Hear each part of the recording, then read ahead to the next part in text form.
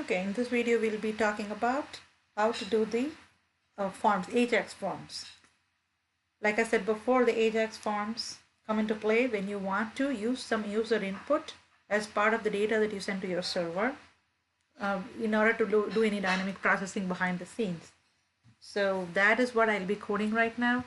So in your book you have the example. This is about like adding an artist search, that option,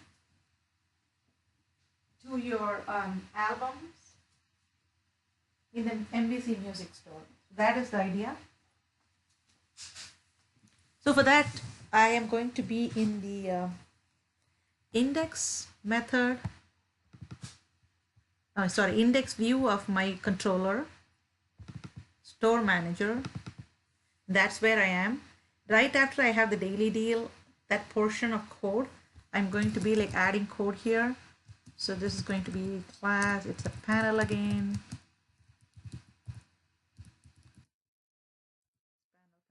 Default. Of course, this is going to have a heading. And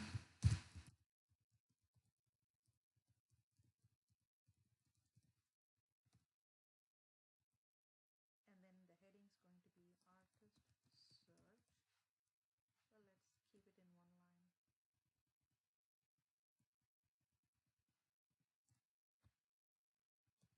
Next part's going to be the body.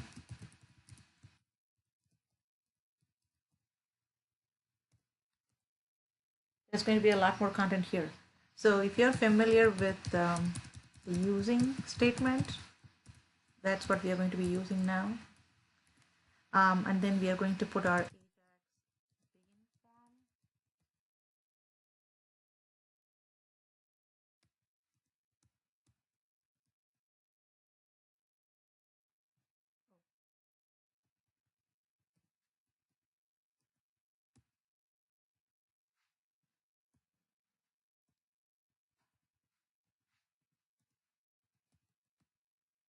So see, if your intelligence doesn't work, that means something's wrong.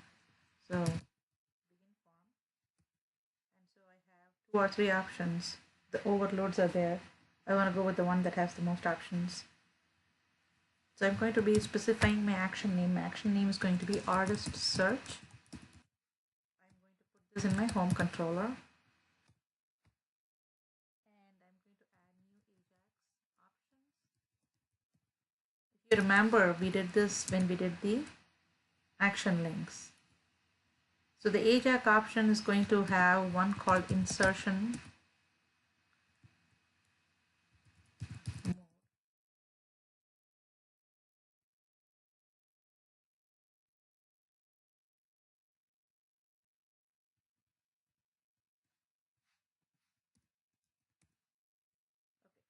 Insertion mode is insertion mode.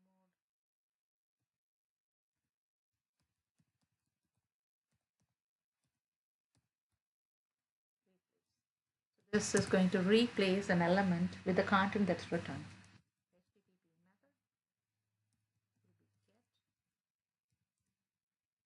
get, and then update target ID. So that would tell us like which element on the page that we'll be replacing. Couple other interesting parameters. Loading element ID. We're going to call this as Ajax loader. We'll talk about it in a bit. And then on failure,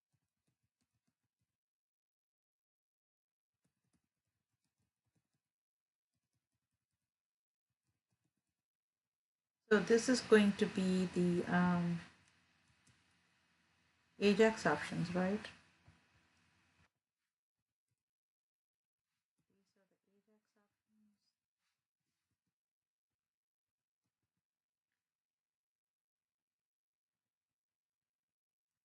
This is where the begin form is.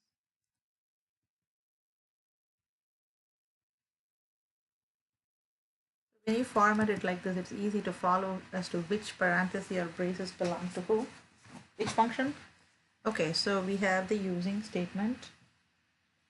And the using statement normally has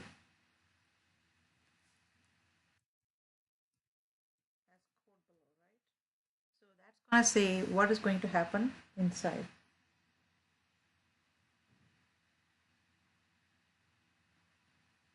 And here we are going to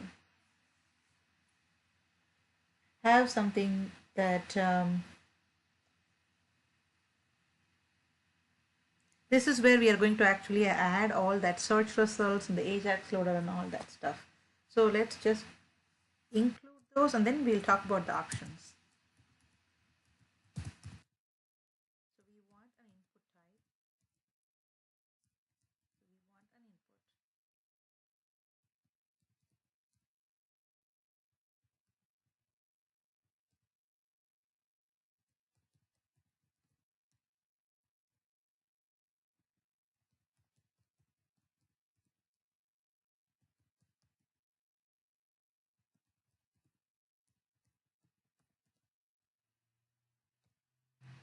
So that's the button that we are adding.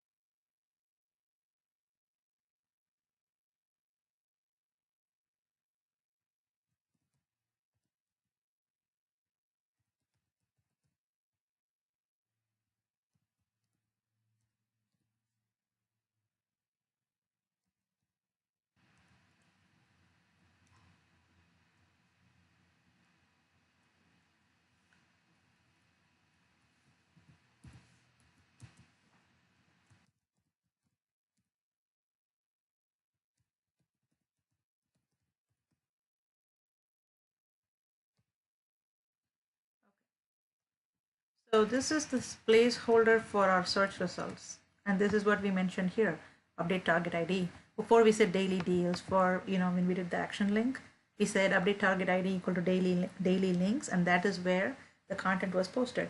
Now, because we say update target ID is search results, this div will be posted, this div will be updated or replaced with our content from our search. This is the area that is going to actually have the Ajax. That's why you have a using statement, and you're like actually defining the form here. So this is going to be the content of that form that we are going to post, and the form basically has a submit button. Ajax loader is nothing but an image. Like for example, you could have a progress bar, or you could have a spinning wheel type of image. So when Ajax is just loading, that would be displayed. So that is what that is all about. Search failed. This one is going to be the function that gets called in case the Ajax the Ajax call is not able to locate that specific artist, or something else happens. It's not able to actually communicate with the server. Ajax calls normally fail silently because they are supposed to be unobtrusive. Because they are unobtrusive, it is always better to handle, the on failure with, some kind of an activity. And, like maybe we could like show a text message on the screen. Like so people know that that action didn't happen. Okay, so let us see what this builds to. Of course, because we don't have those methods, it's really not going to work. But it is always good to test it in multiple iterations. So again, insertion mode replace means the update target ID, the action is going to be the content that's returned will replace the element called search results. So this would just be like decimated with our content.